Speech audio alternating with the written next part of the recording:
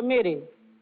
It was the 31st of August in 1962 that 18 of us traveled 26 miles to the county courthouse in Indianola to try to register to become first-class citizens. We was met in Indianola by policemen. I've always been told by my grandmother how important it is to vote, and how people before me, a lot of people, older people in my family, did not have that right. I was in the rural area where I had worked as a timekeeper and sharecropper for 18 years. I was met there by my children that told me the plantation owner was angry because I had gone down, tried to register. After they told me, my husband came and said the plantation owner was raising Cain because I had tried to register. And before he quit talking, the plantation owner came and said, "Fannie Lou, do you know, did Pap tell you what I said?" And I said, "Yes, sir." He said, "Well, I mean that if you don't go down and withdraw your registration, you will have to leave. That then if you go down and withdraw, that you still might have to go because we're not ready for that in Mississippi." And I addressed him and told him that I didn't try to register for you. I tried to register for myself. I had to leave that same night. Around the week of January 6th, the FBI informed me that I needed to leave my home for safety. And I left my home for safety around that time. I felt horrible.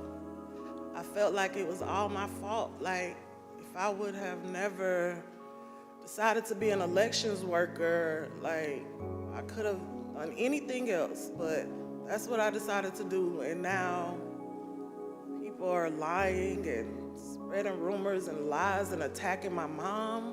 I'm her only child. Going to my grandmother's house. I'm her only grandchild.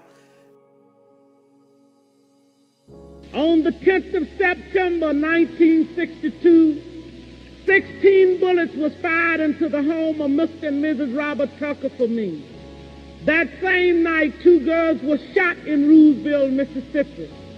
Also, Mr. Joe McDonald's house was shot in. Yes, a lot of threats, wishing death upon me,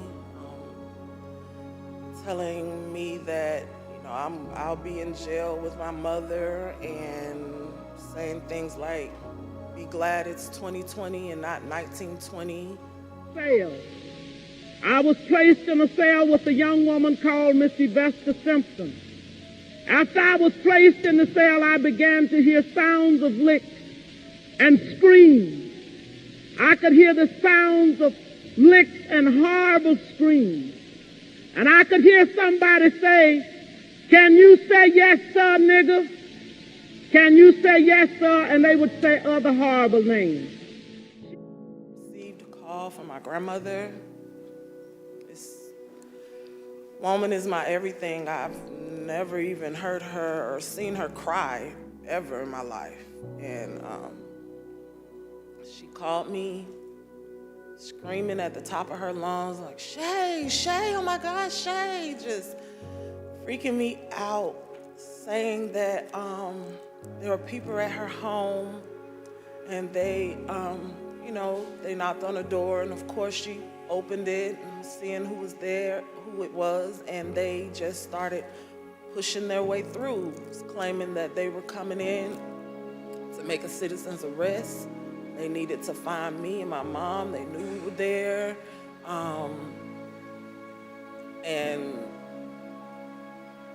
she was just screaming and didn't know what to do. And I wasn't there, so, you know, I just felt so helpless and so horrible for her. And she was just screaming. I told her to close the door. Don't open the door for anyone. And it wasn't too long before 3 white men came to my cell.